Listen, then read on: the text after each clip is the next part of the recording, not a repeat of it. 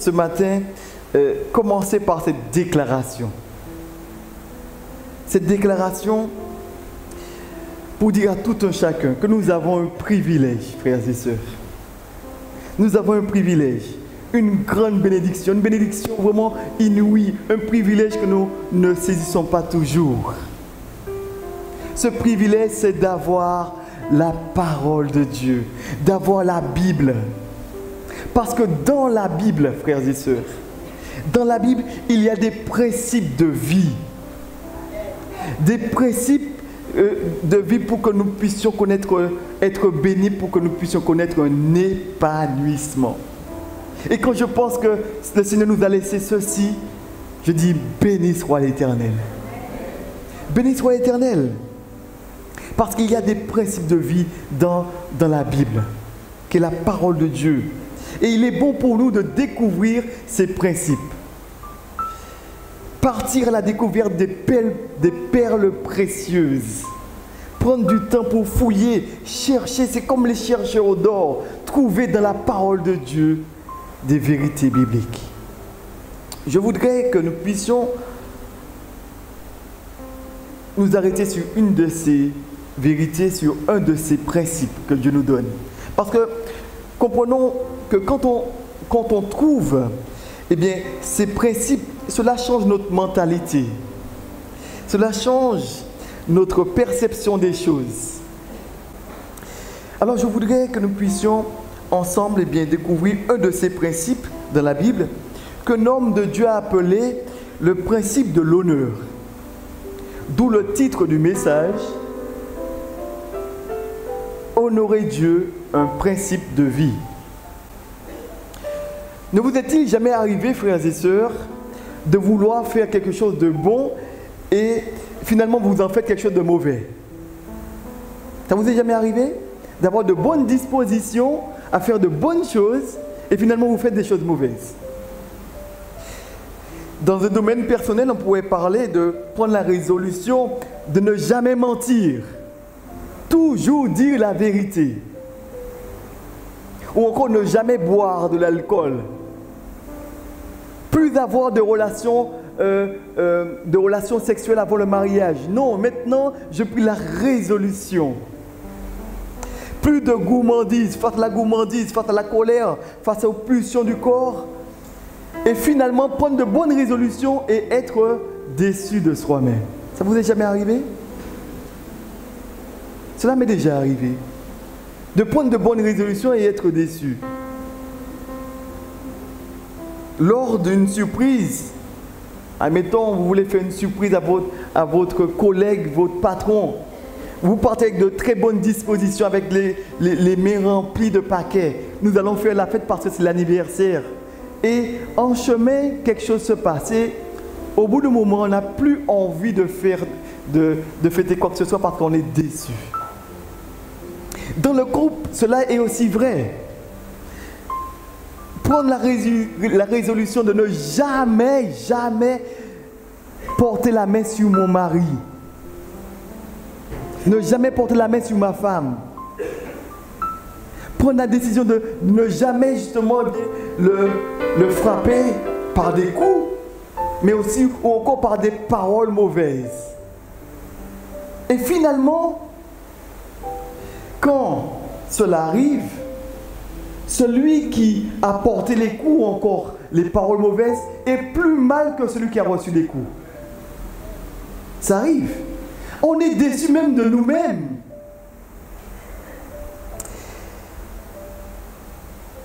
Des paroles blessantes. On aurait tellement voulu se maîtriser, n'est-ce pas? Ne plus faire ce genre de choses, se contrôler pour ne rien faire de pareil. Dans la Bible, il y a un homme qui avait ce problème. Et il désirait faire ce qui est bien. Mais il constate que dans sa vie, il n'y arrive pas vraiment. Je vous invite à lire ce qu'il dit dans Romains chapitre 7. Romains chapitre 7. Donc, nous lisons. Ce qui est bon, je le sais, n'habite point en moi. Alors, il s'agit de l'apôtre Paul qui parle et qui dit ceci: « Ce qui est bon, je le sais, n'habite pas en moi, c'est-à-dire dans ma chair. J'ai la volonté, mais non le pouvoir de faire le bien. Car je ne fais pas le bien que je veux, et je fais le mal que je ne veux pas.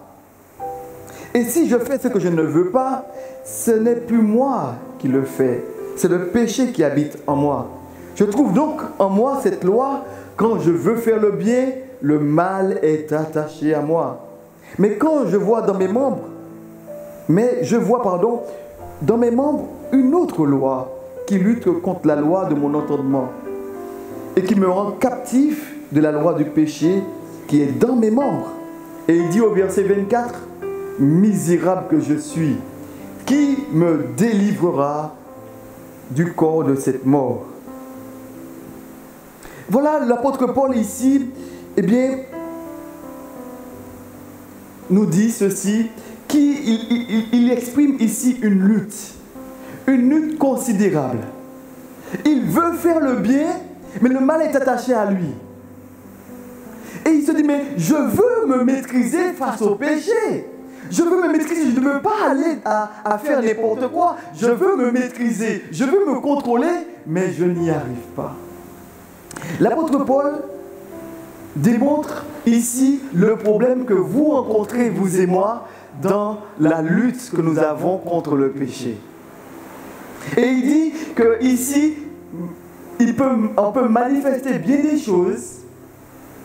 Dans notre lutte dans notre relation avec le Seigneur, il y a une lutte étant dans ce corps. Parce que notre corps est imprégné du péché, mais nous avons rencontré Jésus-Christ et nous voulons faire ce qui est agréable à Dieu. Mais il y a ce problème que nous rencontrons. Comment se maîtriser face au péché? Parce que nous n'y arrivons pas toujours. Et l'apôtre Paul nous donne la solution. Et je bénis le Seigneur parce que dans la Bible, il y a la solution à tous nos problèmes. De Romains, l'apôtre Paul présente Jésus-Christ comme étant le Sauveur. Celui qui nous délivre de l'esclavage du péché. Qui nous a fait passer de la mort à la vie. Celui qui nous a justifiés, qui nous a déclarés justes devant Dieu. Formidable! Béni soit l'Éternel pour cela. Mais l'apôtre Paul dit ceci au chapitre 7, mais je reconnais qu'il y a une lutte. Je suis passé de la mort à la vie, mais maintenant il y a une lutte dans ma vie. Je voudrais me maîtriser, je voudrais me contrôler, je voudrais faire ce qui est agréable à Dieu, et pourtant j'ai ce problème. Problème que vous rencontrez, vous et moi. Alors comment faire pour se maîtriser face au péché? Comment faire? Et je pense que c'est là le cri de tout un chacun. Mais béni soit l'Éternel, nous avons la réponse. Et c'est l'apôtre Paul qui nous donne cette réponse. Cette réponse se trouve au verset 25. Quand il dit « Grâce soit rendue à Dieu par Jésus-Christ, notre Sauveur. » C'est ce que vous avez? Non, mais notre Seigneur. Non pas notre Sauveur. L'apôtre Paul nous donne la solution. Il nous dit, mais comment faire pour maîtriser, me maîtriser face au péché de ma vie? J'ai reçu Jésus-Christ dans ma vie, maintenant je veux me maîtriser face au péché. Comment vais-je faire? L'apôtre Paul nous révèle comment. Quand il nous dit, grâce soit rendue à Dieu par Jésus-Christ, notre Seigneur. Et il nous donne la clé. C'est quand j'aurai dans ma vie Dieu comme étant non seulement le Sauveur, celui qui me délivre de la mort, celui qui me fait passer de la mort à la vie, celui qui me donne la vie éternelle, mais quand j'aurai Dieu comme étant mon Seigneur. Le Seigneur, c'est quoi? C'est celui qui règne dans ma vie. C'est le maître dans ma vie. Partout où je suis sous son autorité. Et je ne vis plus pour moi-même, mais je vis pour mon Seigneur Jésus. Mon Sauveur, c'est vrai, mais mon Seigneur. La vérité qui en découle est la suivante. Le fait d'honorer Dieu te pousse à te maîtriser. Quand tu honores Dieu, eh bien cela te pousse à te maîtriser dans tout ce que tu vis. Et voilà la vérité. Autrement dit, la maîtrise de soi vient avec le fait d'honorer. La maîtrise de soi vient avec le fait d'honorer. Et particulièrement le fait d'honorer Dieu. Pourquoi, frères et sœurs? Comprenons cela. Imaginons que j'ai un problème avec un péché quelconque. Si j'ai dans ma tête Jésus comme étant mon sauveur, je vais continuer, je dis, mais Seigneur, tu as fait tout pour moi à la croix. Mais quand je réalise que je l'ai comme mon Seigneur, ça veut dire que je ne pourrai pas faire ce que je veux dans telle situation. Et face à ce même problème, à ce même péché, je sais que mon Dieu, il me voit. Et que si je vis, ce n'est plus moi qui vis, mais je dois tout faire pour le glorifier. Et malheureusement, beaucoup de chrétiens, nous n'avons pas Jésus comme étant le Seigneur. Parce que devant le péché, on se dit, mais c'est pas bien grave. Bon Dieu qui a toute bagaille, et qui n'est pas donné moi. Mais si on sait ce que Jésus-Christ, si on se rappelle de ce que Jésus-Christ a fait pour nous à la croix, c'est lui-même qui a pris notre place à cause du péché. Et à la croix, qui est-ce qui est Jésus-Christ? Jésus-Christ, c'est Dieu fait homme. Dieu qui est au-dessus de tout, il a pris la place de sa créature. Vous imaginez la chose? Le Dieu puissant et fort, il a pris la place de sa créature pour venir parmi les hommes. Emmanuel, Dieu, Jésus, quand il est venu parmi les hommes, eh bien, c'est quand il est venu sur terre, c'est Dieu avec nous. Emmanuel. Il a pris une forme humaine pour venir jusqu'à nous. Mais cela me dépasse. Et aujourd'hui, comment pourrais-je flirter avec le péché, sachant que notre Dieu, il a tout accompli pour nous? Donc, une des vérités que nous devrions bien comprendre ce matin, c'est quand tu n'honores pas Dieu, tu ne te maîtrises pas. Tu ne pourras pas te maîtriser. Et c'est alors que tu vas te laisser aller au penchant charnel. Alors, la question qu'on pourrait se poser ce matin, pourquoi honorer Dieu? Pourquoi Dieu nous donne ce principe? Et j'aimerais te dire ce matin, c'est pour ton bien-être, c'est pour notre bien-être. Dieu, il nous aime. Et il nous dit, pour apprendre, que tu dois apprendre à te maîtriser, c'est comment? C'est lorsque tu vas honorer. D'où le titre du message, honorer un principe de vie. Et le Seigneur va nous dire, mais quand tu honores Dieu, dans sa parole, il y a aussi cette orientation pour nous dire, mais quand tu vas honorer Dieu, tu vas automatiquement honorer ceux qui sont autour de toi. Parce que quand tu honores Dieu, tu te maîtrises. Dans la Bible, frères et sœurs, honorer, ce verbe revient plus de 40 fois. Oui, plus de 40 fois dans la Bible. Et dans nos relations humaines, la Bible nous recommande d'honorer. Et elle dit, dans le couple par exemple, Marie, honorez vos femmes. Femmes, soyez soumises à vos maris. Donc il dit, mais Marie, femmes aussi, honorez votre mari. Il dit, enfants, honorez les parents. Ouvriers, honorez le patron. Honorez les personnes âgées. Honorez ceux qui vous enseignent. Honorez. Mais pourquoi Dieu nous donne ce principe? Eh bien, quand tu vas honorer, tu pourras te maîtriser. Parce que quand Dieu donne une autorité, eh bien, c'est pour nous sécuriser. Pourquoi ce principe? Le fait d'honorer une personne ou une chose te pousse à te maîtriser. Et Dieu veut que nous puissions toujours nous maîtriser, frères et sœurs.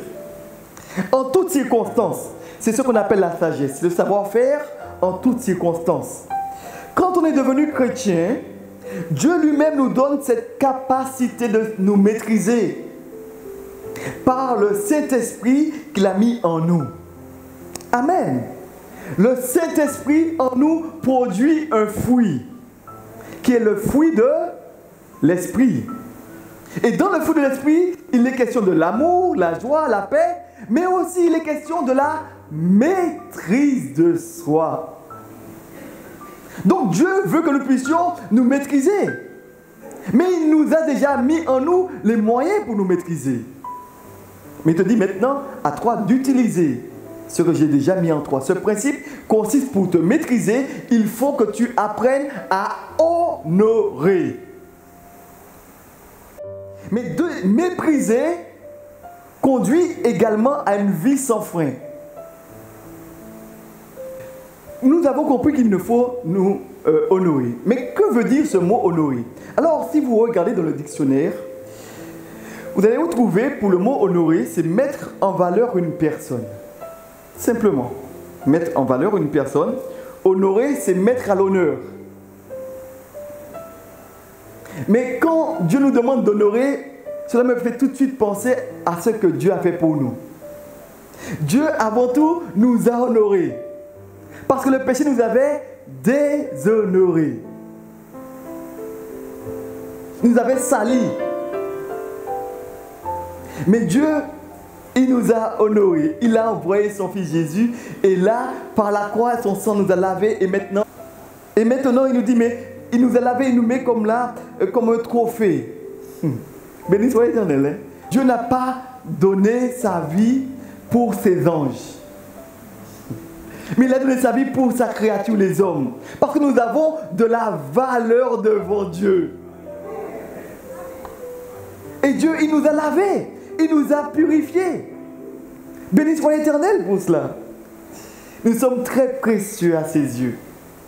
Mais maintenant, il nous dit maintenant, vous honorez. Tous, nous devrions être, et je crois que ce matin, nous sommes tous sous une autorité. L'autorité de Dieu. En tant que chrétien, l'autorité, c'est Dieu. Et cela nous aide à nous maîtriser. Partout où nous sommes, il nous voit. Alors, bien sûr, le Seigneur nous invite à honorer. Mais je voudrais que nous puissions, ensemble ce matin, comprendre que pour notre bien-être, le Seigneur nous dit, mais la première des choses qu'on devrait faire, c'est l'honorer. Honore ton Dieu.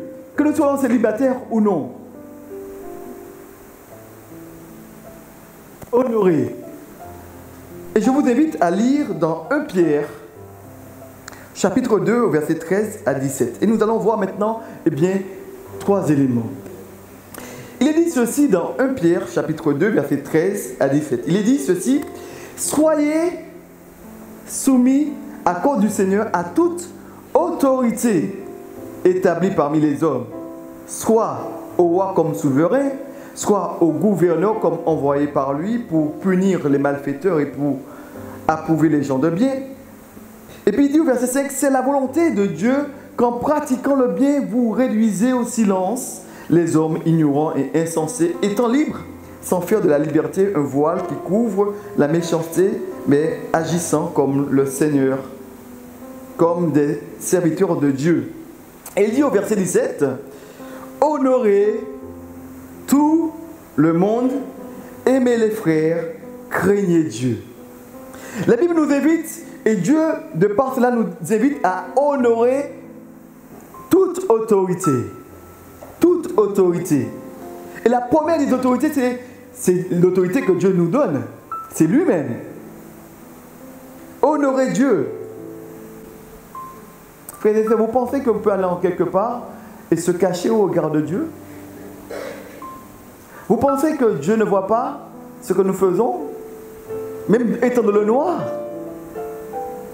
Mais j'aimerais vous dire ce matin que Dieu nous voit partout où nous sommes. Mais il nous voit encore mieux. Il voit dans nos cœurs. On peut très bien être là. Mais personne ne sait ce qui se passe dans mon cœur, dans mes pensées. Mais Dieu le voit. Et il sait particulièrement si nous honorons ou si nous déshonorons. Il le sait. Mais il te dit en ce matin, je veux que tu puisses honorer. M'honorer, mais aussi honorer les autorités. Dans tout ce que tu fais, Dieu sonde nos cœurs. Et il voit si on l'honore ou si on le méprise. Parce que Dieu développe en toi la maîtrise de soi. En quoi faisant? Eh bien, en te poussant à honorer les autres. Le patron difficile, honore-le. Il n'y a pas beaucoup d'aménaces là. Hein? Honorer ce patron-là. Honorer papa à la maison, maman, la femme, le mari, les enfants. Quand on voit dans la Bible qui nous pousse, Dieu qui nous pousse à honorer, eh bien, honorer les autres, c'est voir les autres comme étant au-dessus. Parce que c'est élever l'autre. Dis, mais voilà, je mets l'autre à l'honneur. Donc si je mets l'autre à l'honneur, je suis plus bas. Et cela nous parle de quoi? De l'humilité. L'humilité. Mais la Bible dit clairement aussi, hein, humiliez-vous sous la puissante main de Dieu et il vous élèvera autant. Ah mais c'est bien de pouvoir honorer les autres. Même lorsque l'autre n'est pas honorable à nos yeux. Pas vrai? Le patron là, lui je vais lui montrer. Ou encore le mari là, non, pas question. Honorer les autres. Et l'on voit que dans ce texte, Paul, il le dit, mais il l'a vécu. Parce qu'il dit, dans 1 Corinthiens, chapitre 9, verset 27, « Je traite dûment mon corps et je le tiens assujetti de peur d'être moi-même rejeté après avoir prêché aux autres. » Il se pousse, il se faisait tout à tout. C'est comment il mettait les autres comme étant au-dessus. Il élevait et il respectait l'autorité. Honorer les autres, c'est les mettre en valeur, en hauteur. C'est un principe biblique. Et j'aimerais te dire que Dieu travaille dans ton cœur quand l'autre qui t'a fait une injustice, et Dieu te dit, mais de l'honorer quand même. Parce que Dieu, il travaille dans nos cœurs, il voit nos cœurs. Mais il sait très bien que pour arriver à la maîtrise de soi, il y aura des pressions. Cela ne veut pas venir tout simplement comme cela. Il y aura des pressions. Partout où nous sommes confrontés à des pressions incroyables. Pas vrai, frères et sœurs? Mais j'aimerais te dire que c'est dans ces moments-là que nous devrions nous maîtriser. Montrer la différence. Surtout, glorifier Dieu. Parce que Dieu, il nous voit. Il voit, mais comment que tu réagis face à telle situation? Tu as une pression. Mais comment tu vas réagir? Est-ce que tu vas honorer Dieu parce qu'il te voit? Tu te dis, mais je suis un enfant de Dieu, je ne vais pas me dire n'importe quoi de ma bouche, je ne vais pas sortir de ma bouche, je ne vais pas avoir n'importe quel comportement parce que je sais que Dieu, il me voit. Mais il y a des pressions. J'imagine, j'aime beaucoup cette image de ce responsable, de ce patron, parce que la Bible dit d'honorer ceux qui sont établis en tant qu'autorité. Et dans le travail, le patron est une autorité. Le chef de service est une autorité. Mais quand ça ne va pas, quand on a une pression, qu'est-ce qu'on a envie de faire? La clé à molette dans la main. Qu'est-ce qu'on a envie de faire? Je vais lui montrer que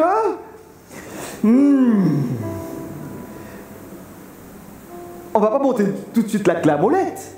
Mais à l'intérieur, il y a quelque chose qui boue en nous. Mais il est en train de t'insulter. Il est en train de... Mais tu n'es pas n'importe qui, voyons. Il faut que tu puisses montrer qui tu es. N'est-ce pas? Et on sent à l'intérieur de nous quelque chose qui boue. Et puis, c'est là qu'intervient la pression. Est-ce que je vais me maîtriser?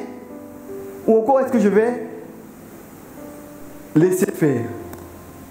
Et c'est ce que Dieu veut. Parce que Dieu permet qu'il y ait des pressions dans nos vies pour nous maîtriser.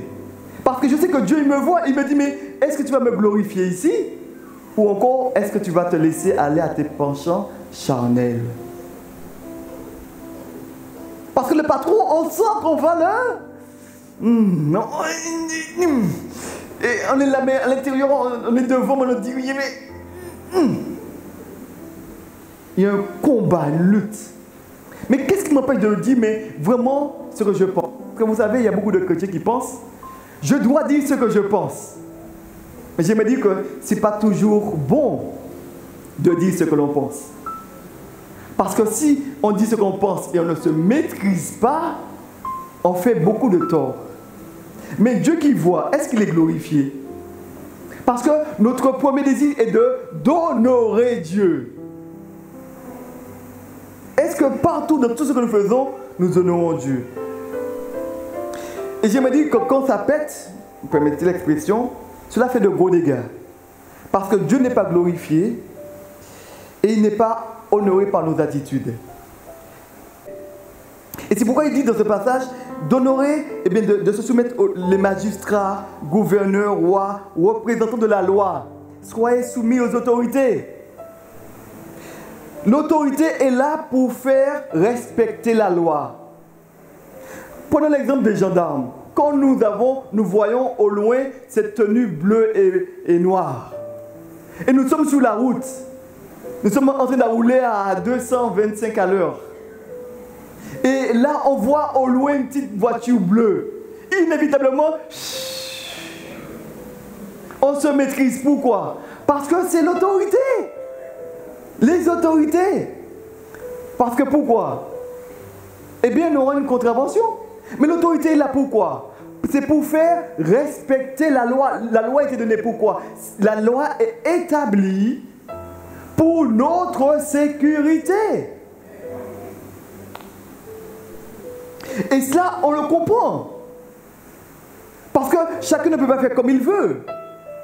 Il faut qu'il y ait une autorité. Et l'autorité est là pour faire respecter la loi. Mais Dieu, il est bon envers nous. Et il nous donne cette autorité. Il nous dit, mais voilà, je mets une sécurité pour toi pour que tu sois heureux, pour que tu puisses connaître le bien-être. Tu dois respecter cette autorité. Parce que tu dois te canaliser. Être canalisé. Parce que Dieu, il t'aime. Vous êtes convaincus de cela, frères et sœurs? Dieu nous aime.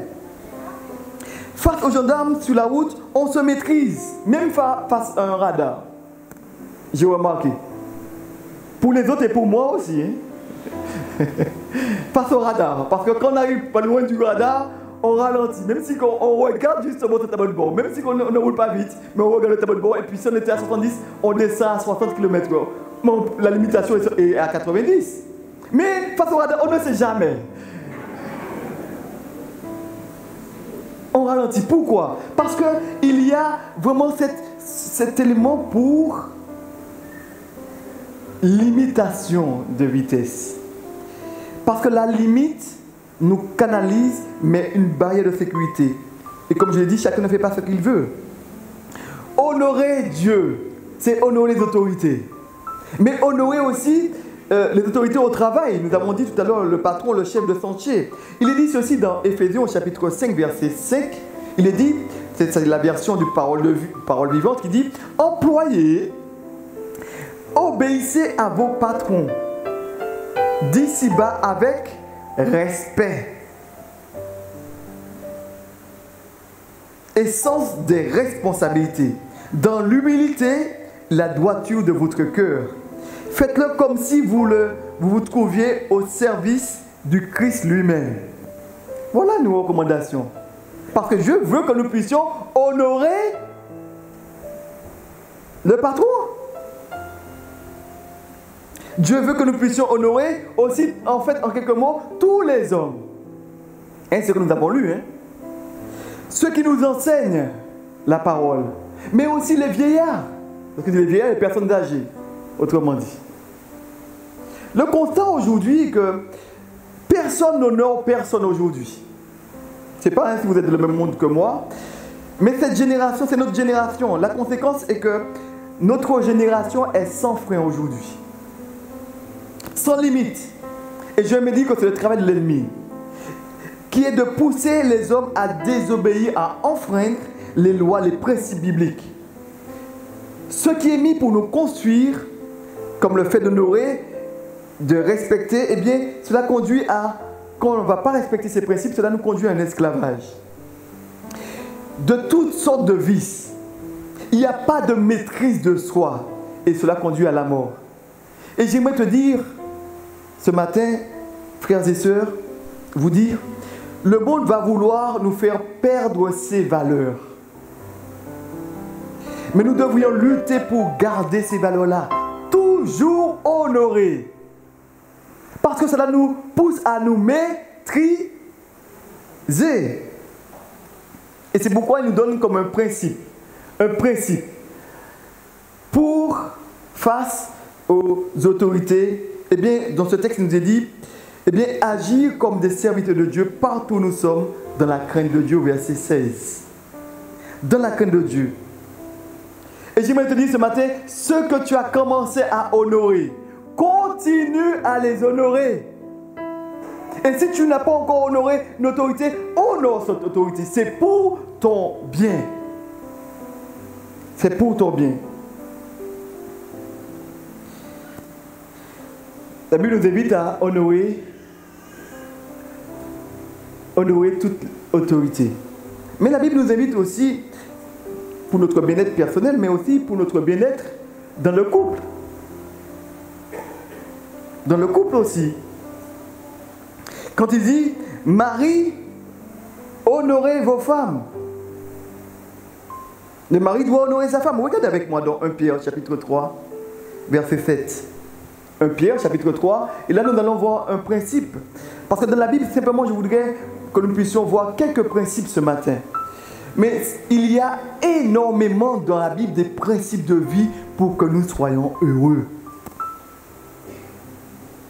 Il est dit dans ce texte, dans 1 Pierre 3, verset 7, « Marie, montrez à votre tour de la sagesse dans vos rapports avec vos femmes, comme un sexe plus faible. » Il est dit, « Honorez-les. » C'est bien ce que vous avez dans vos Bibles? Oui. « Honorez-les comme devant aussi héritiers avec vous de la grâce de la vie. » Nous avons vu que le mot honorer consiste à mettre à l'honneur. Mais il dit ici, Marie, honorez vos femmes. Mettre la femme à l'honneur. Alors, je vais te persuader, parmi nous, il y a de ceux qui te disent, mais comment faire pour mettre ma femme à l'honneur? Et j'aimerais dire qu'on peut mettre quelqu'un à l'honneur en parole, mais aussi en action.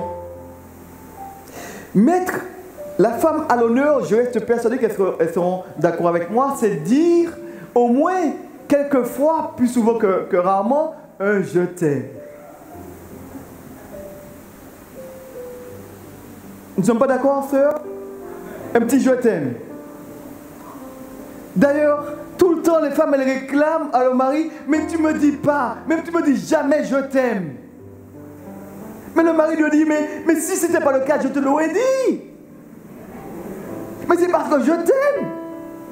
Mais les femmes, pourquoi dire un petit mot je t'aime? C'est valorisé. Pourquoi? Parce que la femme est ainsi conçue. Elle a besoin de se sentir continuellement en sécurité.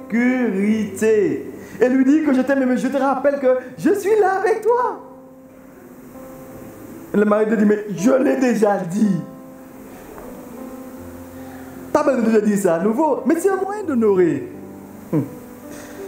Dire je t'aime, la femme a besoin continuellement de se sentir en sécurité. Faire des compliments sur le repas. Une tenue vestimentaire. Elle a mis une petite robe aujourd'hui. Ah chérie, ta robe aujourd'hui, elle est très belle. Ah, tu es vraiment splendide aujourd'hui. Et quand on entend cela, eh bien, il a remarqué ma robe. Depuis combien d'années? Mais il n'a pas vu cela. Il a remarqué ma robe. Ah, ouf. Et là, elle se sent bien. Et je crois que la Bible nous invite à honorer Marie, honorer vos femmes. Et je crois que cela peut se faire en parole, mais aussi en action.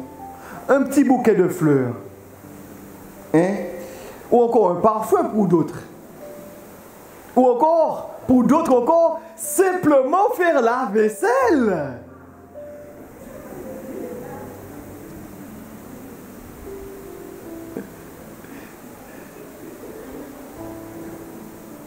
Simplement faire la vaisselle. une petite action, c'est honorer. Et là, tu dit, mais là, ah oui, il m'a démontré qu'il m'aime. Il a nettoyé toutes les toilettes complètement. Mais les femmes, elles sont sensibles à cela. Et la Bible nous invite à honorer vos femmes. Marie, honorez. Mettez-les en valeur. Et je rappelle au mari que pour la femme, ce qu'elle apprécie, c'est surtout le bien-être, le côté émotionnel. Une main sur une épaule. Simplement cela. Et elle se sent bien. Une main sur une épaule. Simplement. Le principe qui nous est donné dans ce passage, c'est de montrer Marie, honorer, mais montrer de la sagesse. Le savoir-faire, le comment faire, se comporter, agir. Savoir se maîtriser face aux difficultés. Vous avez remarqué que les femmes, généralement, quand elles ont un souci à la maison, lorsqu'il fait nuit, elles entendent un bruit dehors, elles réveillent le mari, il faut que tu ailles voir. Mais elle n'ira pas. Et si elle est derrière. Pourquoi? Mais c'est parce qu'elle a besoin d'être en sécurité. Et l'homme a besoin de sagesse pour savoir comment faire avec les femmes. Et là, c'est un principe, montrer de la sagesse. Mais pour les femmes aussi doivent honorer le mari. Amen, Marie. Nous sommes d'accord, Marie? Dans 1 Pierre 3, verset 1, il est dit: femmes, soyez soumises, de même soumises à votre mari, afin que si quelqu'un n'obéisse point à la parole, qu'il soit gagné sans parole par la conduite de leurs femmes, en voyant leur manière de vivre chaste et réservée. Je crois que là, il est question d'un principe. Un principe pour que toutes les femmes doivent honorer leur mari. En parole. Et là, il s'agit de paroles valorisantes. Et j'aimerais vous dire, femmes, que les maris aiment entendre qu'il est le plus fort. Bon, pas directement le plus fort, vous avez compris. Mais le valoriser. Et quand il a passé la tondeuse, il dit, mais voilà, mais c'est tellement bien fait qu'on aurait pu faire un pique-nique ici, là. Et là, il se dit, mais oh là là. Une parole valorisante. Honorer. Et là, il se dit, mais tiens, venir vers lui quand il a passé la tondeuse avec un petit verre de jus. Ah, chérie, vraiment, tu fais ça tellement bien.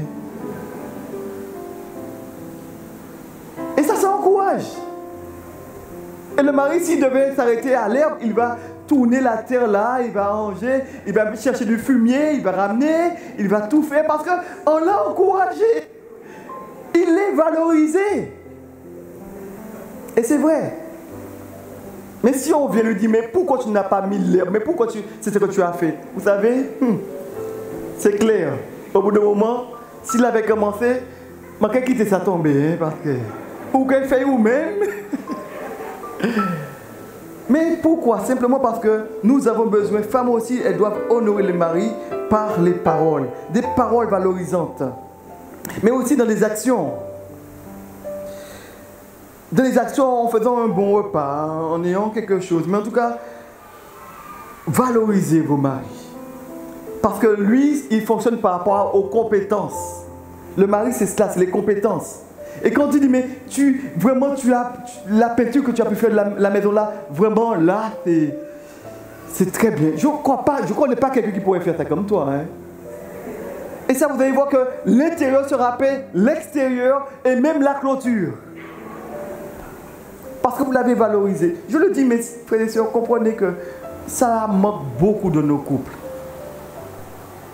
Valoriser l'autre. Et Dieu veut que nous puissions valoriser les autres. Et valoriser le mari. Mais j'aimerais dire que dans ce texte, il y a un principe pour ceux qui ont un mari ou une femme inconvertie. Comment faire pour gagner mon mari qui n'est pas converti ou ma femme qui n'est pas convertie? Et là, il s'adresse particulièrement aux femmes parce que le contexte ici, c'est des femmes qui étaient converties au Seigneur, mais qui avaient des maris qui n'étaient pas au Seigneur. Mais il disait, maintenant, femmes, qu'est-ce que vous devriez faire? Eh bien, ayez une bonne conduite sans parole. Aïe. C'est problématique, hein? Le principe, gagner le mari est converti par une bonne conduite sans parole. Parce que la femme, elle parle beaucoup. Et quand il dit sans parole, c'est bien que l'autre puisse voir par le témoignage, par la vie, eh bien qu'il y a un changement. Et c'est un principe. C'est pas quand tu vas lui dire, mais il faut que tu viennes, il faut que tu fais. Non, mais vis d'abord l'évangile. Et honore-le. Et tu vas voir que les choses vont changer. Pour le couple, puisque Dieu nous invite à honorer le mari et la femme, j'aimerais vous dire, frères et sœurs, si vous ne savez pas honorer, ne déshonorez pas. Parce que dans le couple, il n'y a rien qui fait le plus mal une parole blessante. Tu es un ceci, tu es un cela. Et cela, le mari, la femme, il garde ça profondément. Dans la case là. Et puis on garde ça et puis cela donne des racines d'amertume. Et cela crée justement de la division. Parce que quand on n'honore pas, eh bien c'est nous-mêmes que nous mettons en difficulté. Mais oui. Parce qu'on ne va plus se maîtriser. Le fait d'honorer te conduit à te maîtriser. Dans le couple, tu as besoin de te maîtriser. Le mari a besoin de se maîtriser. La femme a besoin de se maîtriser. Et pour cela, Dieu nous dit, honorez-les. Honore le mari. Honore ta femme. Et tu vois que dans le couple, eh bien, on va se maîtriser. Il n'y aura pas de paroles blessantes. Parce que je veux honorer Dieu avant tout. Dans tout ce que je fais.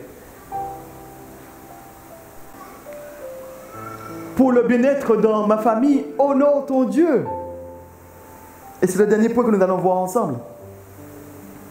Regardez avec moi dans Éphésiens chapitre 6, verset 4.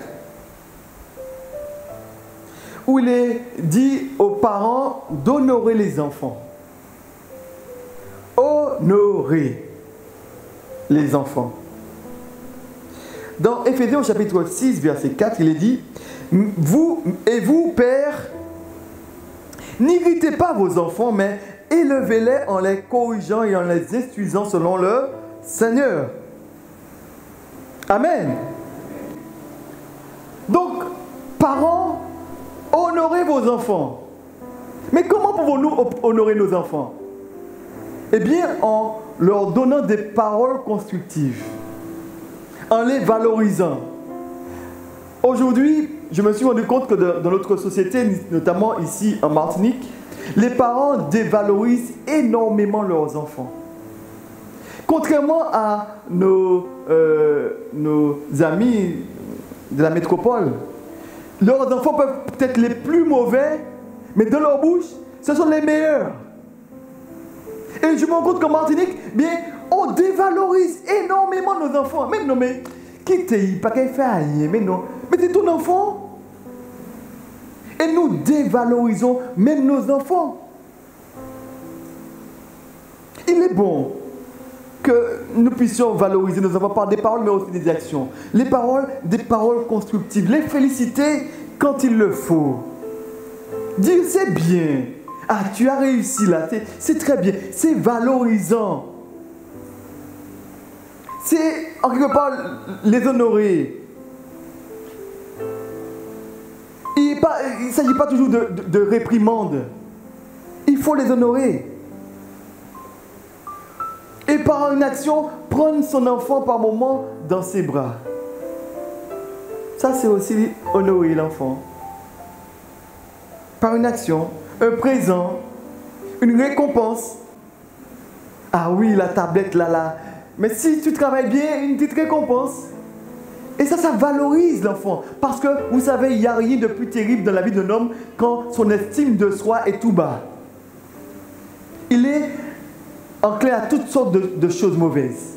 Mais quand les parents savent honorer les enfants, eh bien, il y a les enfants, même ils arrivent à se maîtriser. Honorer, ça me pousse à me maîtriser. Mais le parent, il ne doit pas être trop excessif dans son éducation. Il doit enseigner l'enfant de la voie qu'il doit suivre, de la voie de Dieu.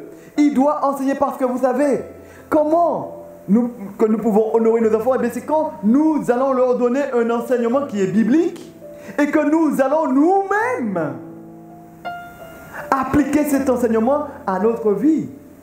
Parce que, vous savez, quelqu'un a dit, on ne peut donner que ce qu'on a reçu. L'enfant va reproduire ce qu'il a vu. Et oui. Donc, parents, aidez les enfants à honorer. Mais comment? Et la Bible nous recommande ceci. Il dit, parents, corrigez vos enfants. Enseignez-les, mais aussi les corrigez-les. Pour beaucoup, ils disent, mais non, cela est dépassé aujourd'hui. Corriger, mais non. Il faut lui parler. Et quand tu lui parles, il va comprendre. Et la Bible nous dit que la folie est attachée au cœur de l'enfant. Mais c'est... Qu'est-ce qu'il faut faire? Vous savez pas? Je voulais justement chercher. Je vous cite simplement Proverbe chapitre 23, verset 13. Il dit, n'épargne pas la correction à l'enfant. Si tu le frappes de la verge, il ne mourra point. Ou péché tué. Il péché mort. Il ne mourra point. En le frappant de la verge, qu'est-ce que tu vas faire? Tu délivreras son âme du séjour des morts. Dans Proverbe 22, verset 15, il est dit, la folie est attachée au cœur de l'enfant, la verge de la correction l'éloignera de lui. Et Proverbe 13, je voulais simplement que vous puissiez noter Proverbe 13, verset 24, qui dit ceci. Celui qui ménage sa verge est son fils. Aïe. Celui qui ménage sa verge est son fils. Mais celui qui l'aime cherche à le corriger. C'est comme celui qui me dit, mais je ne veux pas taper mon enfant. Je me dis, mais que, en quelque part, j'ai de la haine pour mon enfant. Quittez-y. Laissez-y vivre. Et tôt ou tard, hein, en tant que parent, tu auras la conséquence. Tu vas voir. Ne méprisez jamais un père ou une mère devant un enfant. Parce qu'il arrive qu'aujourd'hui, nous avons des familles recomposées. Où les questions de la mère qui éduque son enfant seul. Et le père, il n'est pas là. Mais la mère va dire à l'enfant, mais ton papa, c'est un bon à rien. Si ceci, si cela sur le père. Mais j'aimerais dire que c'est un grand danger. Parce que c'est vous-même qui poussez, qui enlevez les limites de sécurité de la vie de l'enfant. Et l'enfant, automatiquement, il n'y aura plus de limites. Et il aura une vie sans frein. Parce que c'est nous, parents, qui avons enlevé les barrières de sécurité. Même si le père est mauvais, même si le père m'a fait ce qui est mal, mais ne jamais induire un enfant à dévaloriser son père, ni sa mère. Jamais, parce que cela, demain, il ne saura pas se maîtriser. Parce que le fait d'honorer te pousse à te maîtriser. L'enfant ne pourra pas se maîtriser après. Est-ce que vous me suivez, frères et sœurs? Donc il est très important pour nous, en tant que parents, de ne jamais dévaloriser le père, la mère devant l'enfant. Jamais.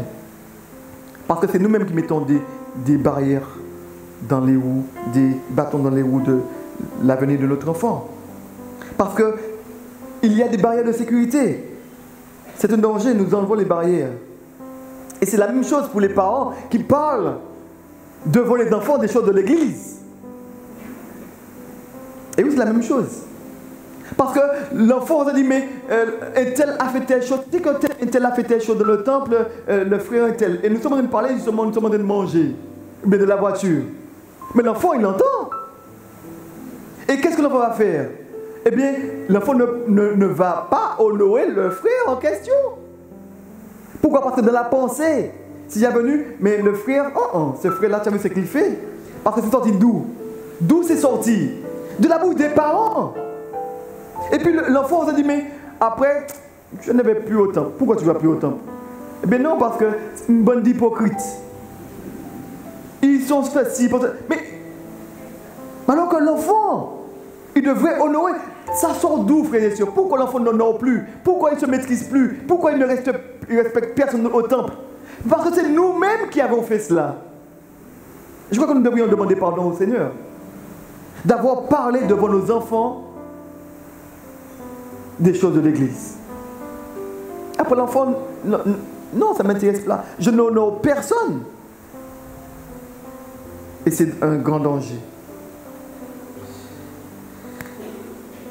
Arrivé à un certain âge, l'enfant n'obéit plus. Je voudrais maintenant terminer, voir avec les enfants, puisque la Bible nous invite aussi aux enfants à honorer les parents.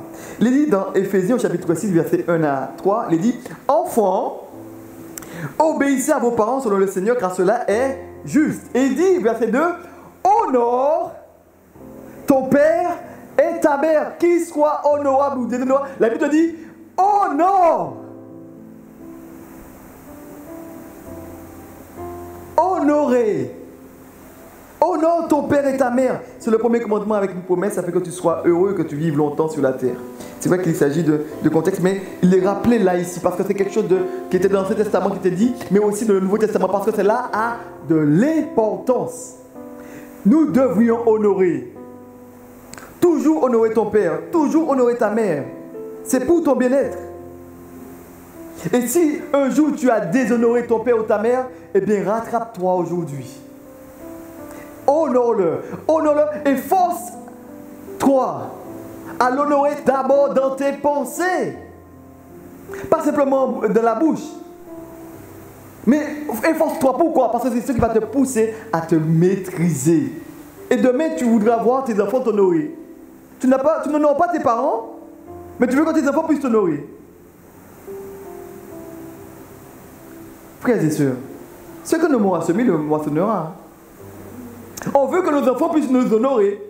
Mais nous n'aurons pas justement nos parents. Qu'on puisse avoir 40, 50, 60 ans. La Bible nous invite à honorer tes parents.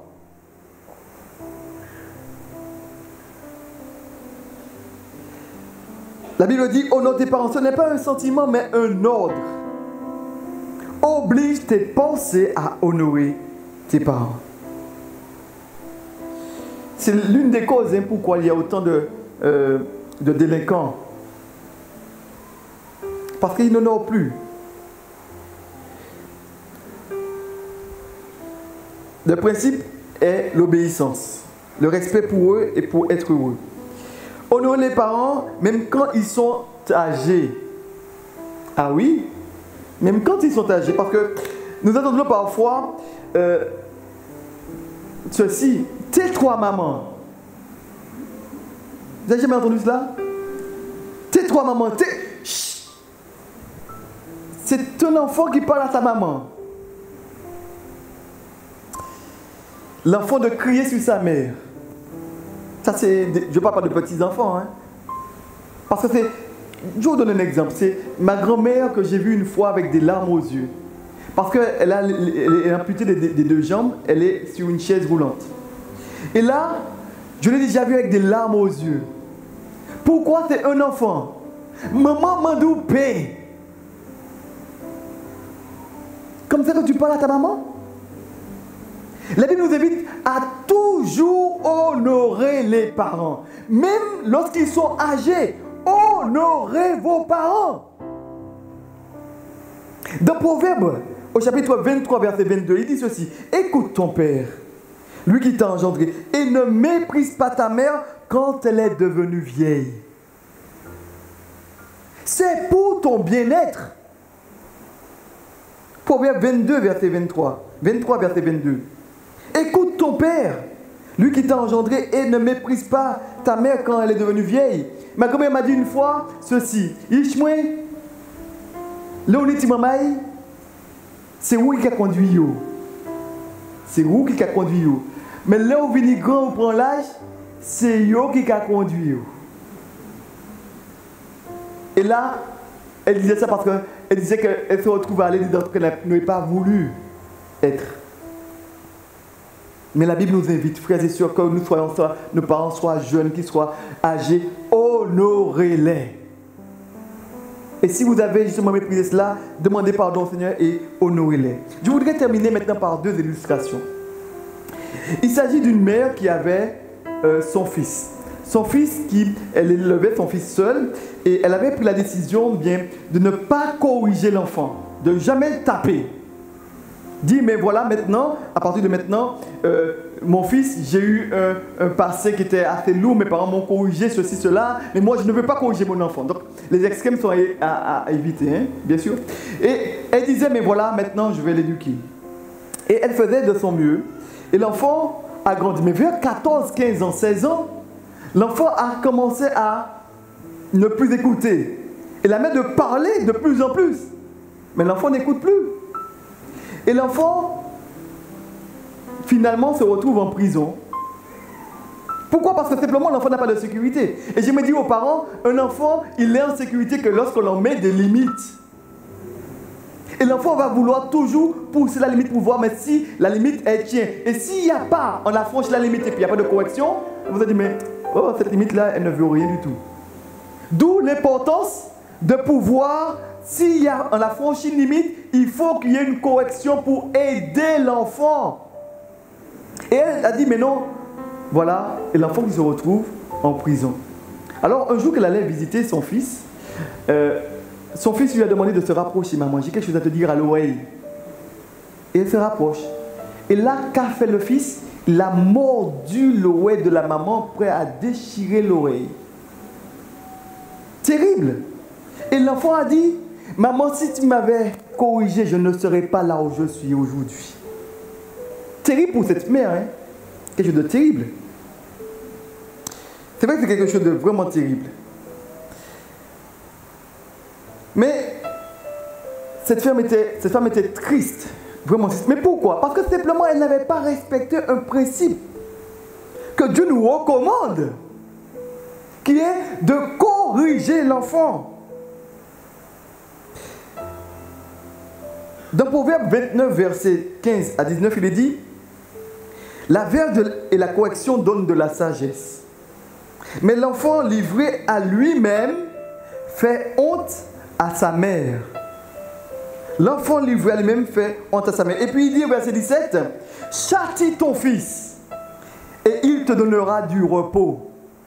Il te procurera des délices. Il procurera des délices à ton âme. Ça c'est au verset 17. Cette femme, elle a enfreint un principe biblique pour le bien-être de son fils.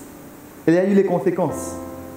Mais en contrepartie, je voulais terminer maintenant avec cette dernière illustration, où il est question d'un collègue à moi qui me disait, mais voilà, il disait qu'ils étaient deux, il était le plus grand frère, et son père l'avait interdit de sortir de la maison après 20 heures. Ils habitaient un appartement, c'était dans les grandes tours de la France. Et il disait, mais mon père nous a demandé de ne jamais. C'était étant en bas d'âge. Mais on avait 18 ans, 19 ans, nous étions à la maison, c'était toujours le même discours. Et nous avions jusque-là, vraiment, c'était inexpliqué, mais c'était vraiment la totale, comme on dit. Mais parce que c'était très difficile. Il disait, mais non, mais j'attends maintenant, il a 18 ans, 19 ans, il ne fait pas cela. Il s'est dit, mais ce que j'attendais, c'est de trouver un travail. Et quand il trouve le travail, je vais partir. Et vous savez que ce jeune m'a dit après, un temps, c'est lui qui est venu voir ses parents. Et il les a mis assis. Et il s'est dit, papa, maman, merci. Merci parce que pour l'éducation que vous nous avez donnée. Pour ne pas te laisser justement. Parce que pourquoi? La plus grande partie de ses amis qui étaient dans cette cité dans laquelle il était, ils sont tous tombés, soit dans l'alcool, soit dans la drogue, soit dans ceci, soit dans cela. La plus grande partie, je ne vais pas dire tous, mais la plus grande partie. Il m'a dit, mais après il a reconnu qu'il était parmi les seuls, lui, son frère et lui, à avoir un travail, à avoir une situation stable. Et après il a dit, papa, maman, merci. Et il est content, il les prenait justement. Il m'a dit, mais vraiment, il est content parce que heureusement que mon père et ma mère, ils ont été comme ça avec moi. Vous savez, un enfant au départ, il va dire, mais maman, tu ne m'aimes pas. Est-ce que tu fais? Je ne peux rien faire de la maison. Mais ça, c'est au début. Mais c'est après. L'enfant pourra se dire, ah ben heureusement que tu étais comme ça avec moi. Hein? Alors pour dire, frères et sœurs, la recommandation que je voudrais vous laisser en ce matin, quel que soit celui que tu honores, continue à l'honorer. Mais si maintenant tu as déshonoré, demande pardon au Seigneur. Et honore Dieu avant tout. Et honore ce qu'il a établi. Si tu t'étais arrêté, recommence. Parce que ton bien-être en dépend. Dieu, il nous aime, il veut nous bénir. Amen.